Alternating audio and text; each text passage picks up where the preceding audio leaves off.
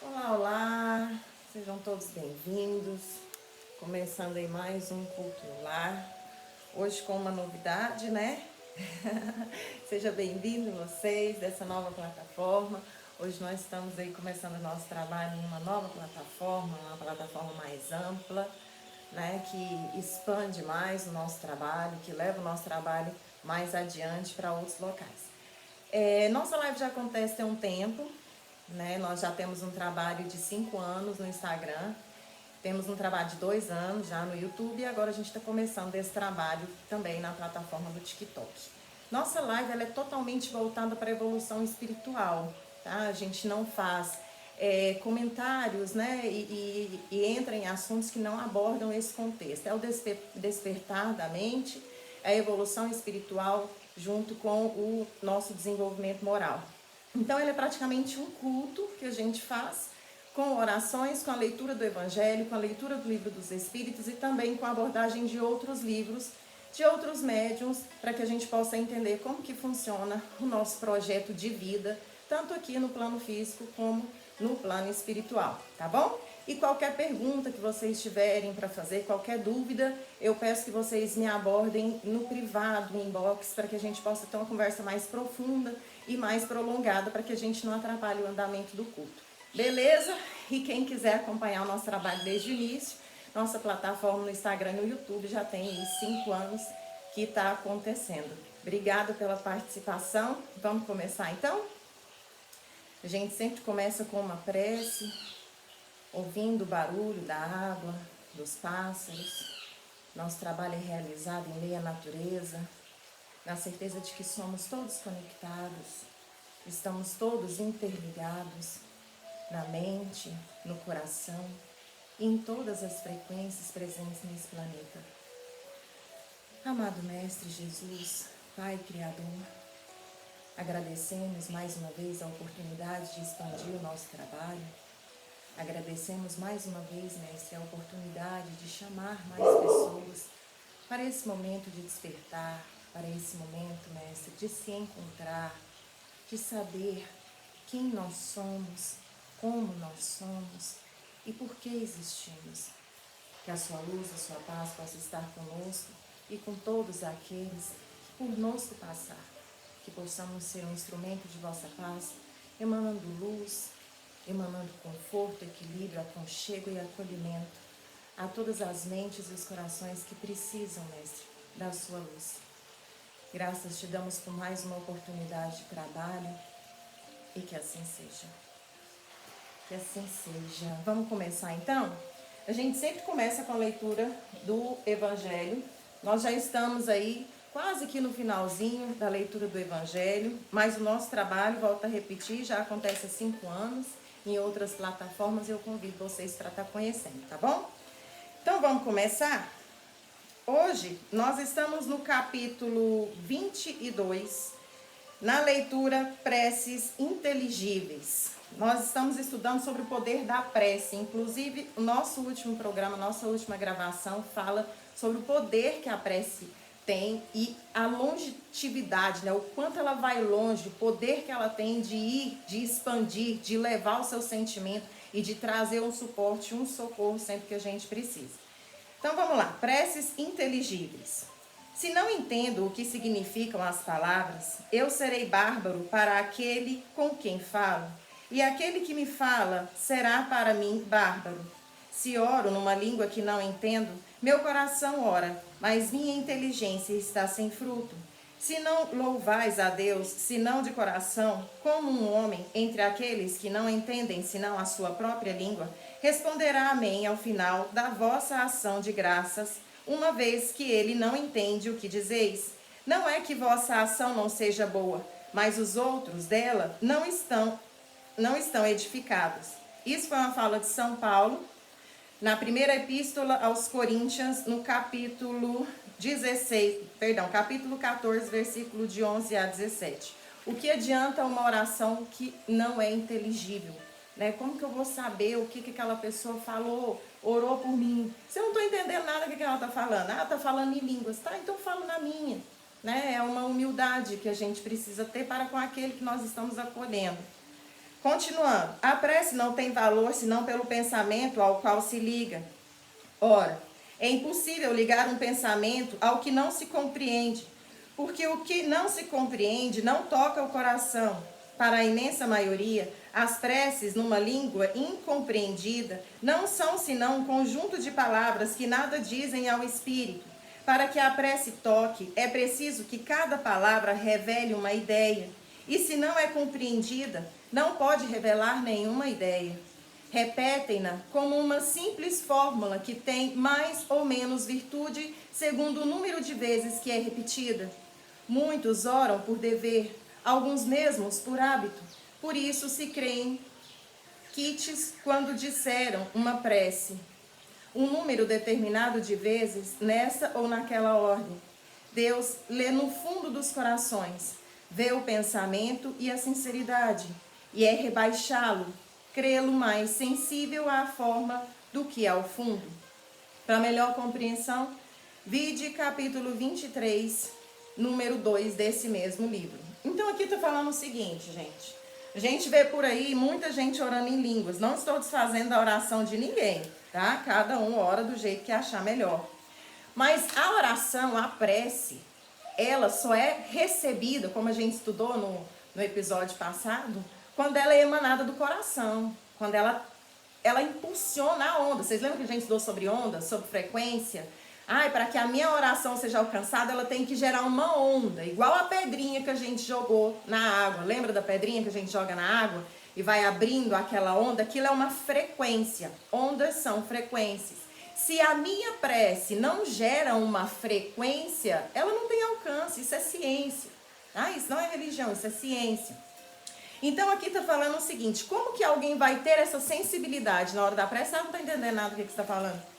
Você está falando em línguas. Aí eu vou voltar no exemplo que eu dei, daquele vizinho que eu tive, que ele orava, ele cobrava para orar e orava em línguas. Só que ninguém entendia o que ele falava. Aí ele ficava repetindo na cabeça da pessoa, Rita Labacheias, e era exatamente essa palavra que ele falava, tá? A Rita Labacheias, e ficava horas ali na cabeça da pessoa, a pessoa pagava e ia embora. Você acha justo? Eu não acho justo. Eu não sei nem o que você está falando. Como é que eu sei que a oração que você fez para mim é boa? Então a gente precisa sair dessa onda de achar que prece é magia. É ciência, tá?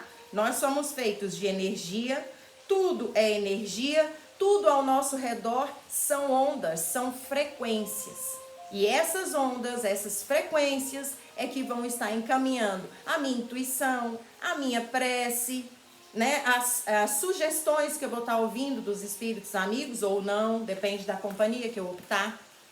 Então tá aí, gente, o segredo de você ter ciência do que está sendo dito durante um período de oração. Se eu não tiver essa ciência, eu não vou ter o meu coração tocado. Eu não vou ser sensibilizada. Então minha prece não tem força, ela não tem poder, ela não vai longe. Vai fazer igual a gente brincou no último episódio. Cuspi e caiu no chão, não adiantou nada. Então a gente precisa se atentar e perceber que o mundo póstumo, ele não é feito de magia, ele é feito de ciência e uma tecnologia que a gente ainda não conhece. Então tudo é estudado, o milagre é explicado, tudo isso é explicado de forma científica, desde que a gente consiga entender o poder da frequência. Beleza? Vamos para o próximo livro então? O próximo livro que a gente vai estudar é o Livro dos Espíritos, de Allan Kardec, né, escrito ali no final do século XIX, junto com o Evangelho. Nós também já estamos no final repetindo, a gente já realiza esse trabalho há 5 anos, no Instagram e no YouTube. Vou deixar aí para vocês registradinho e a gente vai dar continuidade no lugar de onde a gente parou, tá bom? Nós estamos no livro 4, porque dentro do Livro dos Espíritos estão 4 livros, no capítulo 1. E estamos estudando o desgosto da vida e o suicídio, que é o mal do século, né? Então, nós já estudamos este conteúdo até a questão de número 952 e agora nós vamos dar continuidade na questão de número 953. Para quem não conhece, explicando para a plataforma nova, o Livro dos Espíritos foi escrito no final do século XIX por um pseudônimo de Allan Kardec, mas o verdadeiro autor é Rivail, né? ou Rivaio, depende do sotaque que você optar por usar. E ele fazia perguntas para os espíritos e os espíritos respondiam. No começo, ele começou a usar materiais físicos, igual os meninos costumam brincar, né? Do jogo do copo, o jogo da caneta, essas coisas. E como o projeto foi crescendo devido à influência das mesas girantes, isso tudo vocês vão encontrar no livro de Kardec, ou até no filme, que já tem um filme aí registrado, muito bem assistido, com um público enorme, que através do espetáculo das mesas girantes, ele, como um professor, né, um filho ali de Pestalozzi, que trabalhava na educação, se dedicava pela educação e foi quem reformou a nossa educação. Hoje a gente não apanha na escola por causa dos professores, por causa deles. Por causa dessa dedicação na educação e esse conhecimento profundo em observar, Rivaio ou Allan Kardec resolveu questionar a dança das mesas que aconteceu na França no final do século XIX, né? E descobriu que eram realmente fenômenos paranormais, que eram os espíritos, e através desse contato ele escreveu o livro dos espíritos. Então, explicando só para a galera que chegou agora, beleza? E continuando então da questão de número 953, perguntou Allan Kardec para os espíritos: quando uma pessoa vê diante de si uma morte inevitável e terrível, é ela culpada por abreviar de alguns instantes seus sofrimentos por uma morte voluntária? Lembrando que a gente está estudando sobre o suicídio, viu? E os espíritos respondem: sempre se é culpado por não esperar o termo fixo por Deus. Aliás, se está bem certo de que esse termo chegou, malgrado as paciências, e que não se pode receber um socorro inesperado no último momento.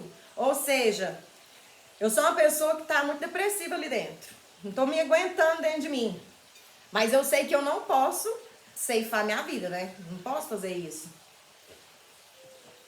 Mas aí eu fico fazendo de conta que sem querer eu passei na frente do carro. Eu não vi que o carro estava vindo, sabe? E aí o carro, paf. Sem querer eu fui lá e cortei, enfiei meu dedo na tomada. Então, o que Allan Kardec está perguntando? Esses falsos acidentes é considerado suicídio pelo plano espiritual? E os espíritos respondem: sim, lógico que é. A gente conhece a mais íntima das suas intenções. Como que a gente não vai perceber o que você está pensando?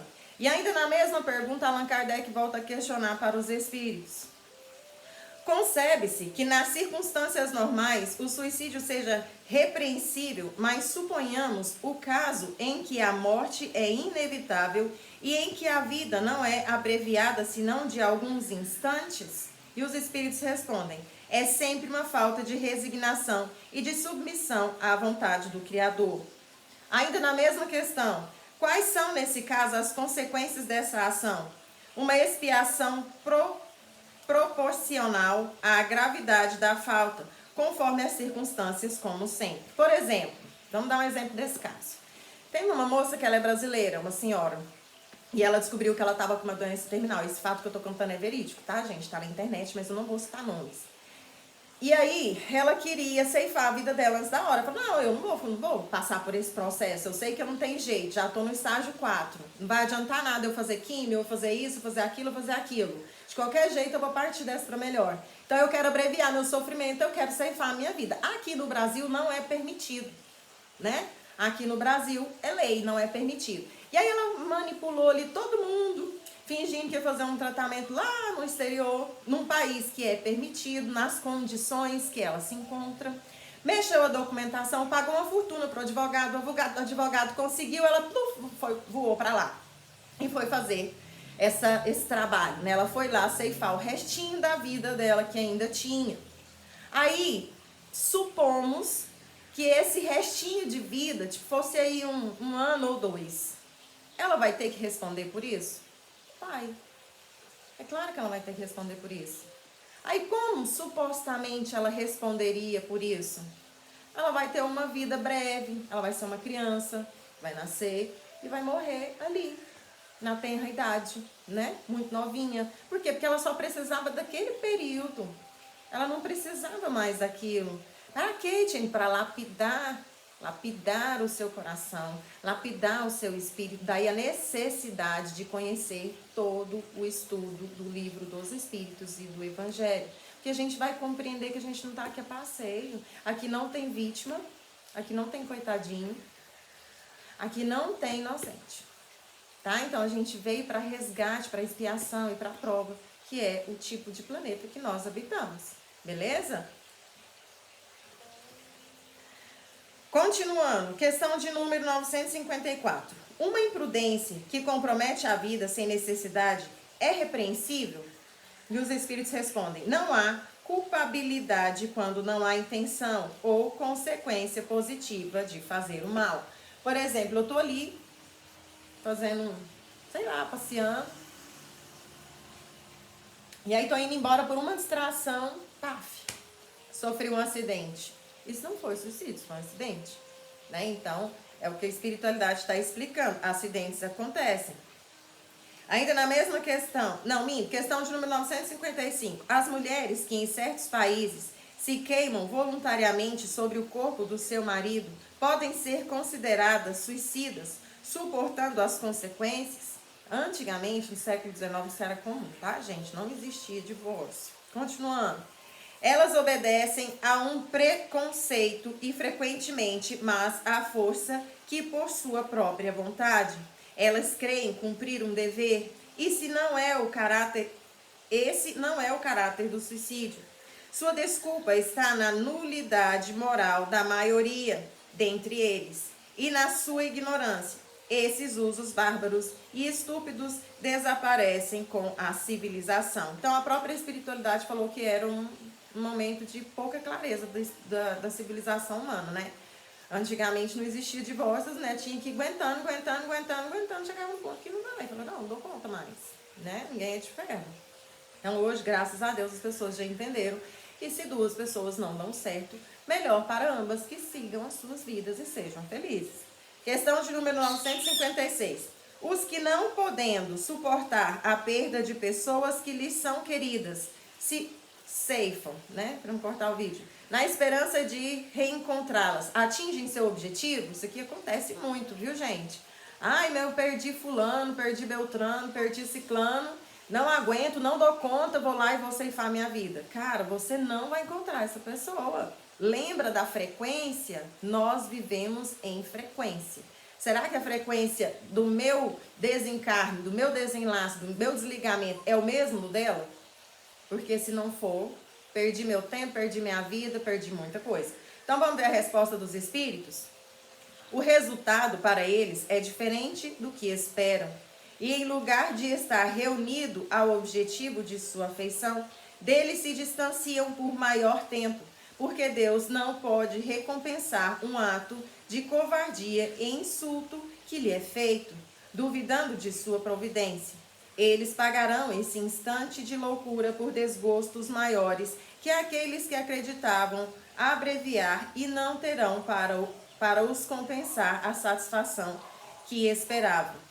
Para melhor compreensão, vide questão de número 934 e seguintes deste mesmo livro, beleza? Continuando. É a última, tá? Questão de número 957, a última desse capítulo. Quais são, em geral, as consequências do suicídio sobre o estado do espírito? Talvez a pergunta mais importante, né? E os espíritos responderam: as consequências do suicídio são muito diversas, não há apenas fixadas, e, em todos os casos, são sempre relativas às causas que o provocam. Mas uma consequência à qual o suicida não pode fugir é o desapontamento. De resto, a sorte não é a mesma para todos. Depende das circunstâncias. Alguns espiam a sua falta imediatamente, outros em uma nova existência, que será pior do que aquela cujo curso foi interrompido. E aí vem uma observação, também da espiritualidade.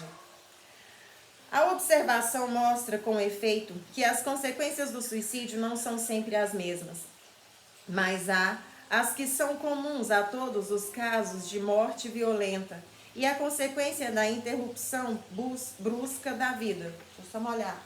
Água ela descolar as tripas, peraí.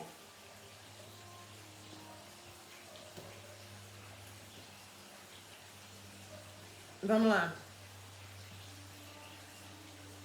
Primeiro, a persistência mais prolongada e mais tenaz ao laço que une o espírito e o corpo. Por estar esse laço quase sempre na plenitude de sua força, no momento em que é quebrado, enquanto que a morte natural ele se enfraquece gradualmente e no mais das vezes se rompe antes que a vida esteja completamente extinta. As consequências desse ato de coisas, as consequências desse estado de coisa são a prolongação da perturbação espírita. Depois da ilusão, que durante um tempo mais ou menos longo, faz o espírito crer que está ainda entre o número de vivos. Para melhor compreensão, também vide neste mesmo livro, questão de número 155 e 165. Ou seja, o espírito que ceifa a sua própria vida, ele ainda fica ali, na ilusão, com a cabeça perturbada, sem saber se morreu, se viveu, o que está acontecendo. Porque na maioria das vezes a pessoa que faz isso, que ceifa a própria vida, ela não sabe o que existe na vida pós-túmulo, né? Então, ela se perturba, ela se confunde, ela não entende onde ela está, o que está acontecendo. Continuando. A afinidade que persiste entre o espírito e o corpo produz em alguns suicídios uma espécie de repercussão do estado do corpo sobre o espírito, que sente assim, malgrado ele, os efeitos da decomposição. Olha o tanto que isso é pesado. Da decomposição. E experimenta uma sensação plena de angústias e de horror. E esse estado pode persistir tanto tempo quanto deveria durar a vida que interromperam. Esse efeito não é geral, mas em nenhum caso o suicida está isento das consequências de sua falta de coragem e cedo ou tarde expia sua falta de uma ou de outra maneira. É assim que certos espíritos que foram infelizes sobre a terra disseram ser suicidas na precedente existência e estar voluntariamente submetidos às novas provas para tentar suportá-las com mais resignação. Em alguns, é uma espécie de ligação à matéria da qual eles procuram em vão se desembaraçar para alcançar aos mundos melhores, mas nos quais o acesso lhes é interditado. Na maioria, é o desgosto de ter feito uma coisa inútil, visto que dela não experimentaram senão a decepção. A religião, a moral, todas as filosofias condenam o suicídio como contrário à lei natural. Todas nos dizem, em princípio, que não se tem direito de abreviar voluntariamente a vida. Mas por que não se tem esse direito? Porque não se é voluntariamente a vida? Perdão. Porque não se é livre para pôr termos aos sofrimentos? Estava reservado ao Espiritismo demonstrar pelo exemplo daquele que sucumbiram que isso não é só uma falta como infração a uma lei moral, consideração de pouca importância para certos indivíduos, mas um ato estúpido, visto que com ele nada se ganha. Isso não é a teoria que nos ensina, mas os fatos que ele coloca sob nossos olhos. E para a galera que estudou desde o início, que viu todas as perguntas feitas pelos espíritos, que hoje já tem uma consciência de como que é a vida após a morte, sabe como que funciona o processo de desligamento. A gente não ceifa a nossa vida e está livre do corpo físico, não. O corpo físico continua conectado com a gente. Quantas pessoas têm uma morte natural e ainda assim permanecem conectados à matéria? Passa por essa questão de enxergar e ver o seu corpo inteiro se decompor e não consegue ir embora. Por quê? Porque é muito conectado à matéria, é muito materialista, é muito cabeça dura, é muito turrão. A gente precisa aprender a acessar a nossa humildade novamente. Hoje um amigo, graças a Deus, está no meio da política fazendo diferença. É raro, né? Mas a gente tem umas pessoas ainda aí que salvam. ele veio fazer esse comentário, né, no particular, que as pessoas precisam, gente, voltar a ter humildade. Elas colocam uma coisa na cabeça, não se dão ao trabalho de ir atrás, de pesquisar, de procurar saber, de estudar, acredita naquilo fielmente e quer que as pessoas ao redor acreditem. Quer obrigar as pessoas ao redor a acreditar naquilo que nem ela consegue provar se é real ou não. Cadê a humildade? Você falar assim, nossa, desculpa, eu me confundi. Nossa, desculpa, eu tô errado. Então, falar, nossa, você tem alguma sugestão para me dar? Eu me sinto um pouco perdido. A gente não tem mais acesso à nossa própria humildade. Isso está ficando assustador. A gente percebe a intolerância, a gente percebe a maldade humana. As pessoas se calculam para poder interagir umas com as outras. E isso é complicado, né? Perigoso. Então, a gente encerrou aí o capítulo 1 do livro 4. Vamos voltar aqui para pegar o nome. Volta tudo. Volta tudo. Vixe, grande, hein? Esperanças e consolações. Penas e gozos terrestres. Gente, isso aí é os bebês que a gente abriu aqui, tá? E na semana que vem nós vamos começar o capítulo 2. Penas e gozos. Penas e gozos. Gozos futuros. Pepeta, vem aqui, vem. A gente tem...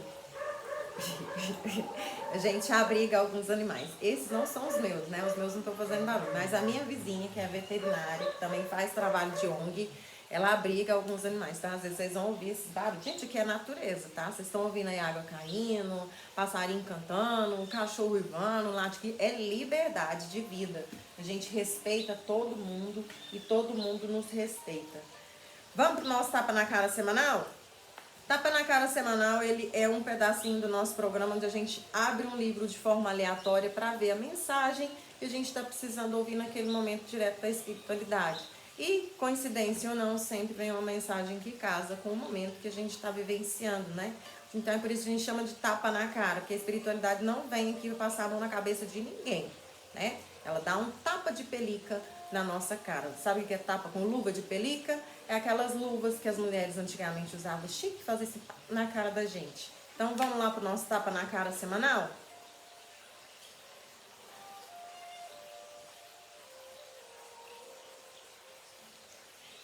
Esse que a gente abriu na semana passada, né? Ficou marcado aqui. Vamos lá. Questão de número 50, genética espiritual, do livro Chico Xavier e suas mensagens no Anuário Espírita, do nosso querido e saudoso Emmanuel. Então vamos lá, questão de número 50, tapa na cara semanal. É lamentável o dogmatismo estreito das escolas científicas da Terra que teimam em não reconhecer no seu patrimônio uma série de conhecimentos instáveis, mesmo porque, sendo humanos, encontram-se saturados da relatividade a que se subordinam todos os fenômenos do planeta. Esclarecidas pelas verdades do Espiritismo, a biologia, a química, a física e a medicina no futuro renovarão as suas concepções, investigando o complicado problema das origens, considerando-se, todavia, que a humanidade somente poderá intensificar as suas aquisições evolutivas quando buscar desenvolver a sua visão espiritual dentro da ascensão moral, na virtude e no conhecimento. Vós outros, os encarnados, sois os primeiros a observar as maravilhas já descobertas. Entretanto, bem sabeis que o homem material terá sempre um limite para as suas perspirações do invisível. Esse limite reside na estrutura do seu olho, cuja potencialidade visual está em correspondência direta com a sua capacidade de conhecimento. Esse homem material já conseguiu muito e é louvável todo o seu esforço na evolução de todos os problemas da vida, na elucidação. No capítulo da biologia, a teoria dos genes tem a sua importância no drama biológico. E a hereditariedade física tem o seu incontestável ascendente no seio das espécies da natureza. Aí está, contudo, um campo imenso, onde os estudiosos materialistas somente poderão se socorrer das hipóteses inverossímeis, caso persistam em se conservar longe das verdades imutáveis do espírito. A ciência poderá mesmo equilibrar os elementos da gênese profunda dos seres, mas esbarrará sempre com a claridade espiritual que se irradia de todos esses movimentos, ordenados dentro da certa matemática, estranha aos homens e independente de sua colaboração. A ciência terrestre, afinal, poderá especializar as suas atividades, surpreendendo novos compêndios e catalogando novos valores nos seus centros de estudos, mas não terá realizado um trabalho mais sério em benefício da alma humana sem espiritualizar o homem.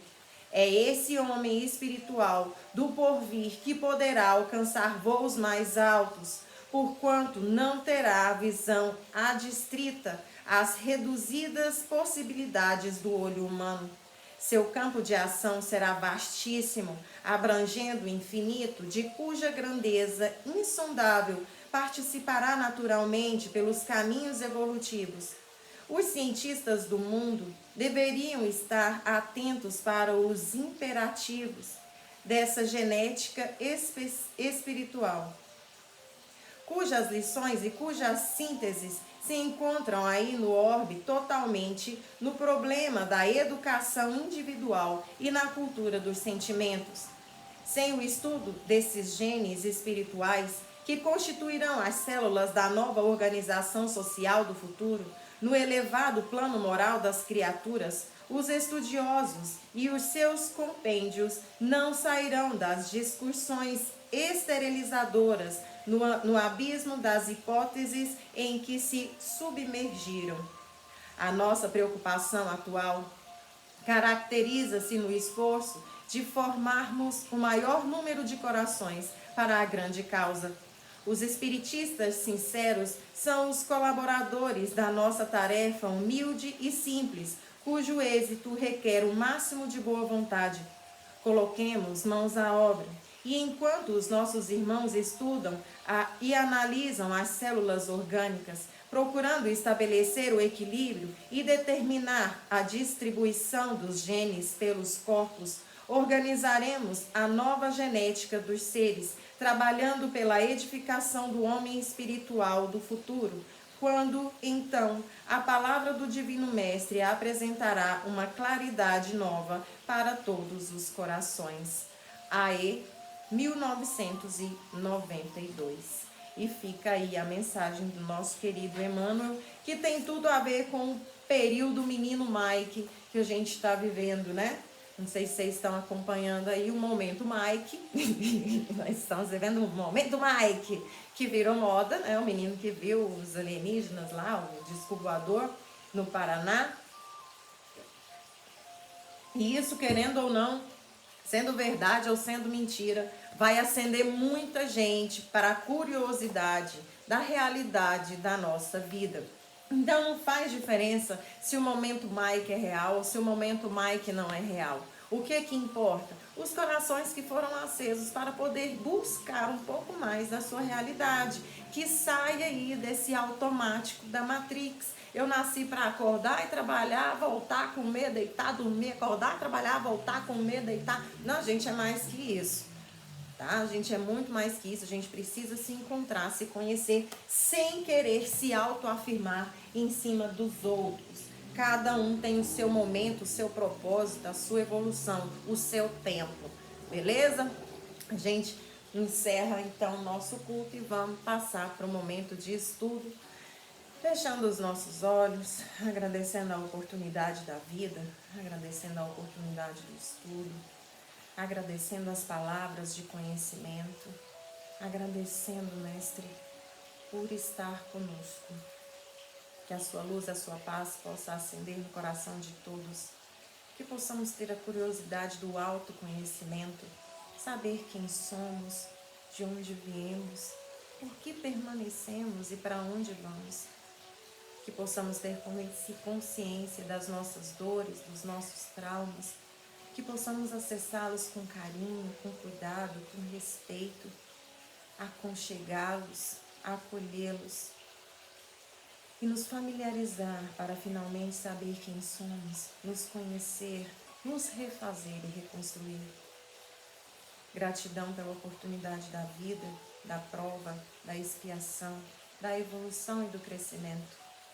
Que a sua luz possa ser a nossa estrela guia, que possamos vê-la sempre que o nosso equilíbrio falhar e que possamos nos reestruturar em suas palavras e nos seus ensinamentos. Encerramos agora o nosso culto com um coração repleto de gratidão e que a sua luz possa se estender cada vez mais longe, mais distante, nos cantinhos mais escuros, que possamos iluminar, chegar com uma chama, uma tocha de amor. Graças te damos hoje e sempre, Mestre, e que assim seja. Que assim seja.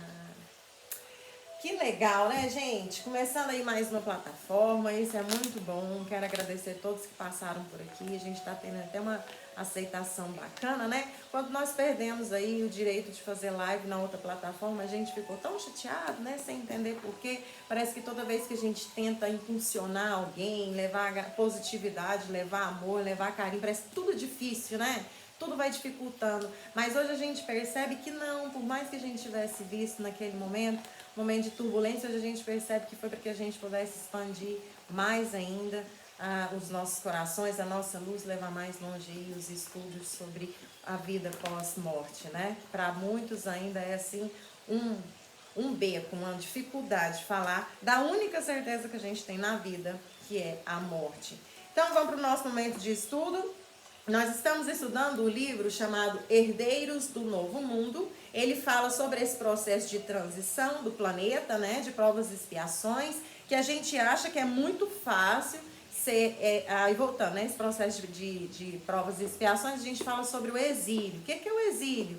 Nada mais é que aquela separação do joio e do trigo que Jesus explicou quando ele passou aqui na Terra. Só que ele não vai voltar para falar, você vai, você não vai, você vai, você não vai, você vai, você não vai. Essa seleção ela é feita pelo processo magnético do planeta, né? A frequência Schumann, que é ali, digamos, né, de uma forma bem grosseira, só para entender. O batimento cardíaco do planeta, ele vai dar uma acelerada, ele vai dar uma impulsionada. E se os nossos corações, ou seja, a nossa frequência não estiver de acordo com a frequência do planeta, automaticamente algo vai acontecer e nós seremos desligados. O que é desligado, Etienne? Nós passamos dessa para melhor. É a única forma de sair do planeta e é super natural, é a certeza que todos nós temos para a vida e a única, né? Então, nesse momento de ceifa, se a gente realmente for um joio, a gente vai ser exilado do planeta Terra. A gente vai para um planeta que está aí no nosso orbe, né? Já está orbitando aí ao redor na nossa galáxia. E esse nada mais é que o exílio da transição do planeta de provas e expiações para o processo de regeneração. E é isso que a gente está estudando no livro Herdeiros do Novo Mundo, reforçando que o nosso estudo já está em andamento há quase 6 anos, né? 5 anos e pouco, em outras plataformas, no Instagram, no YouTube e agora aqui também no TikTok. Para você que chegou agora, quer pegar tudo do início, volta lá, vou deixar tudo ticado aí certinho para que vocês peguem o estudo desde o começo, beleza?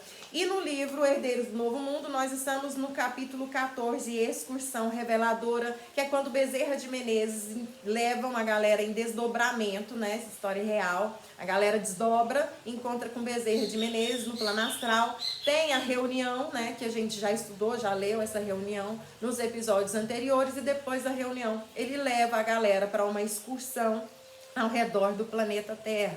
E aí a galera fica chocada, porque quando eles saem da atmosfera, eles enxergam em cima das cidades, principalmente das grandes cidades, uma massa de nuvem negra que eles assustam. E eles viram para Bezerra de Menezes e falam assim, cara, o que é isso? É chuva, é tempestade, parece fumaça de incêndio. E aí Bezerra de Menezes explica para eles, fala, não, isso não é fumaça de incêndio, isso nada mais é que a massa dos pensamentos das pessoas que ali vivem.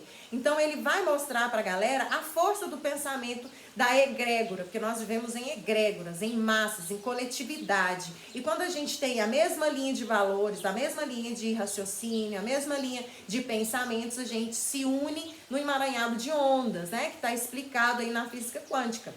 Então, através desse emaranhado de ondas, as egrégoras são formadas e nós vivemos juntos. E por causa dos pensamentos negativos, de baixa frequência, de baixa vibração, nós geramos essa massa escura em cima do planeta em geral, né? Porque qual cidade que não gera essa massa escura? E aí, quando ela pesa muito, o que acontece? Ela cai.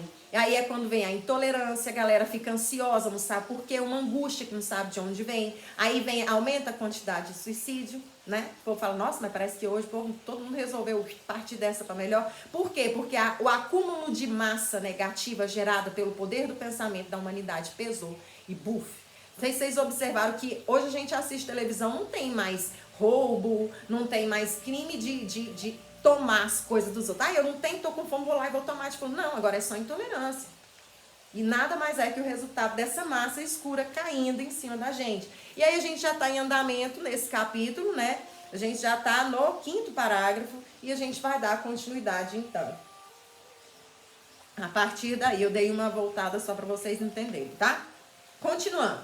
Observando outras áreas menos afetadas, Alfredo arriscou. Alfredo é uma das pessoas em desdobramento que está acompanhando aí Bezerra de Menezes, mas tem também uma galera já desencarnada que acompanhou eles também nessa excursão. Quer dizer então, doutor, que nessas outras partes menos enegrecidas, tem gente pensando ou praticando menos maldade? Perguntou para Bezerra de Menezes. Sorrindo diante da observação ingênua, mas sincera, Bezerra respondeu: bem, Alfredo, podíamos dizer que nestas outras áreas há menos gente e, como há menos habitantes, fornecendo emissões negativas, os que habitam os centros menos povoados contam com a bênção de serem menos atacados por todas as energias inferiores. Há pensamentos inadequados também, mas as forças inferiores, menos concentradas, por terem menos fontes de emissão, acabam sendo neutralizadas mais rapidamente pelas forças reequilibrantes do magnetismo da própria natureza. Além do mais, estes centros menores têm menos armadilhas para seus habitantes, menos opções de lazer delicerantes, destruidoras do equilíbrio do espírito. Se observarmos as rotinas noturnas das grandes cidades, percebemos que o avançar da noite... Só um momentinho. Desculpa. Que o avançar da noite é a senha para o desabrochar de todos os tipos de devassidão sob a justificativa de espairecimento ou de meditação do estresse diário. Então aqui está falando que aquela parte da massa escura que Alfredo viu que era menos escura que as outras, não é que ali não tem formas pensamentos. Isso são chamados formas pensamentos, tá, gente? Não é que não tenha formas pensamentos, tem. Só que a quantidade de habitantes naquela parte da cidade, do estado, é menor. Então ela consegue ser mais neutralizada mais rápido pela força da natureza. Que força da natureza é essa, Etienne, que você está falando? A luz do sol, o ar fresco, plantas dentro de casa, no quintal, para chamar a natureza. Gente, a gente vive em total conexão. Na ciência, na biologia, nada existe sozinho, não tem jeito. Teve um filme, uma série, teoria, como é que é? O Problema dos Três Corpos, explica isso. Na natureza, nada vive sozinho. Então, gente, a gente precisa da natureza, para que a gente possa ir se limpando. Por isso que quando você era pequeno, você estava dormindo, sua avó abria a janela do nada, assim, ai, tá precisando de um sol nesse quarto. Abre a janela, nossa, tá precisando correr um ar aqui dentro, para tirar as larvas astrais. E existe, viu, gente? larvas astrais. Depois, quando a gente tiver uma oportunidade que o nosso estudo desses livros terminaria, eu quero trazer um livro que fala sobre larvas astrais geradas por força-pensamento, para vocês entenderem o quanto é importante o pensamento positivo. A gente repete isso, não é para ninguém ser santo, não, porque nesse planeta ninguém é santo e nem será. Ninguém está fazendo estágio para santidade. É para evitar descargas energéticas fortíssimas, e é o que está destruindo a humanidade hoje. Angústia, depressão, solidão, que é tudo gerado por formas de pensamentos negativos que a gente mesmo gera, nós mesmos gerando. Continuando.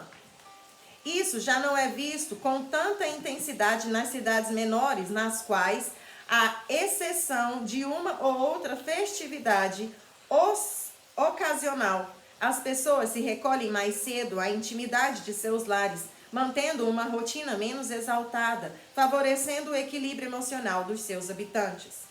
Ainda outra pergunta. Mas, e as pessoas boas que vivem nesse oceano de fuligem, acabam prejudicadas por tais vibrações da mesma forma? Aí entra a questão da egrégora, né? Bem, meu amigo, todos sabemos que estamos no meio com o qual nos afinizamos e que cada qual é responsável pela construção de suas próprias fronteiras fluídicas.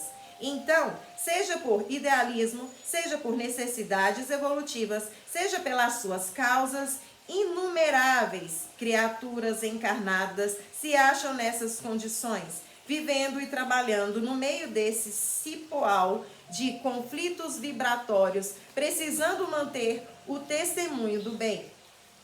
E se assim estiverem atentas, construirão para si quais casulos protetores que repelirão a ação inferior dessa massa viscosa e deletéria, além de se sintonizarem com as forças sublimes da vida superior que sustenta seus adeptos com recursos energéticos indispensáveis para o abastecimento do soldado em pleno campo de batalhas da existência. E a gente se sente meio num campo de batalha mesmo, tá? Tem dia que a gente fala, ai, não dou conta.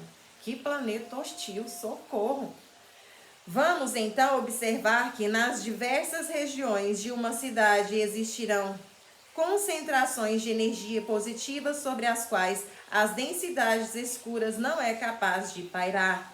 Como vórtices poderosos nessas áreas se localizam instituições amorosas dedicadas à construção de uma nova consciência, atraindo os espíritos superiores que aí se concentram para espalharem mais e mais a semente do bem e as orientações para as horas difíceis. E a gente encerra então aqui o estudo de hoje. Nosso programa tem um tempo aí de 45 minutos em média.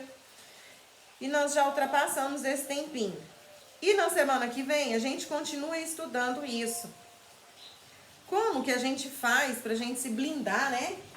Para a gente se proteger desse mundo caótico que a gente vive. Hoje a gente não pode ir na padaria, que já tem um querendo cortar fila, um querendo ser mais esperto, outro querendo te passar a perna. A gente não precisa sair de casa, tá com o celular na mão, a gente está recebendo golpe, né? Então é muito complicado, mas se a gente está no meio dessa galera é porque é o emaranhado de ondas com o qual a gente se conecta.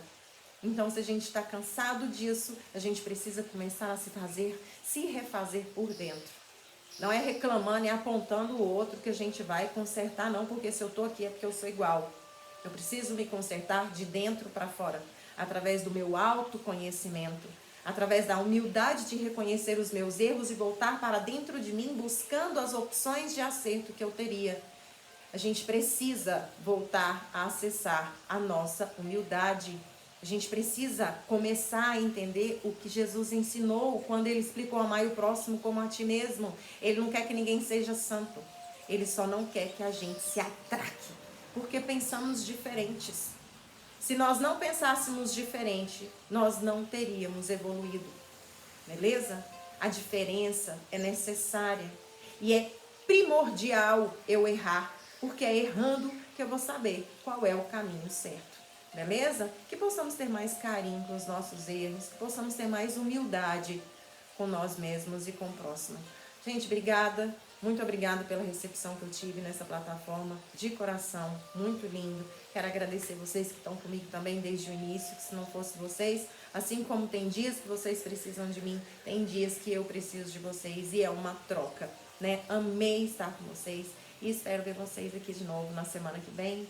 Um beijo no seu coração. Toda quarta-feira, a partir das 9 horas da manhã, eu vou estar presente aqui com vocês ao vivo e já vocês têm a disponibilidade no YouTube do vídeo completo, beleza? Um beijo no coração, gente. Muito obrigada. Até a próxima, viu? Tchau, tchau.